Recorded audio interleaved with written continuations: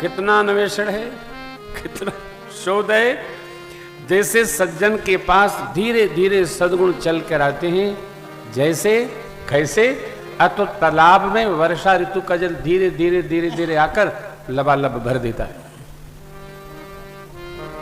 बुद्धिमान लोग, विवेकी पुरुष, विवेकी माता, विवेकशील जीव जैसे अज्ञान का परित्याग करता है, तो कैसे, जैसे खेती करने वाले कृषक लोग अपने खेत में आए खरपतवार को धीरे धीरे निकाल फेंक कर अब खाद डालकर उसको और उगा देते हैं। सिद्धांत अनेक स्थल हैं जहां पूज्यपाद गोस्वामी जी ने जीव मात्र का मार्गदर्शन किया है। वैसे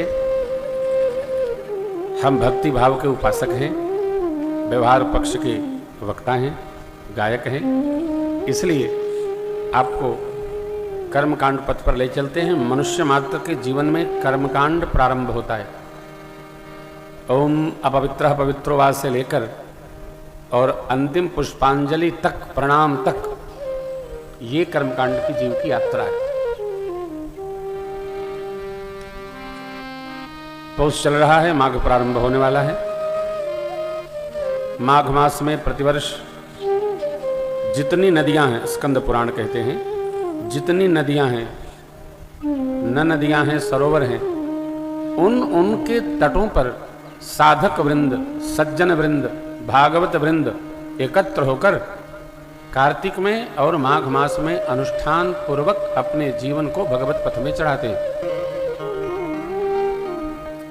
एक बार माघ मास में 1 मास कल्पवास करने के उपरांत याज्ञवल्क्य जी महाराज आश्रम जाने लगे तो भरद्वाज जी ने उनके चरण पकड़े और एक प्रश्न किए,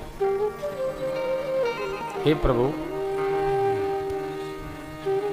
वर्षानुवर्ष ये कल्पवास और सत्संग करते हुए मेरे चित्त में एक प्रश्न खड़ा हुआ। आपकी आज्ञा हो तो मैं सन्मुख रखूं, क्योंकि श्रेष्ठ से कुछ छिपाना नहीं चाहिए। जो मन में प्रश्न उपस्थित हो उसको श्री चरण में रखना चाहिए। याज्ञवल्क्य जी मुस्कुराए,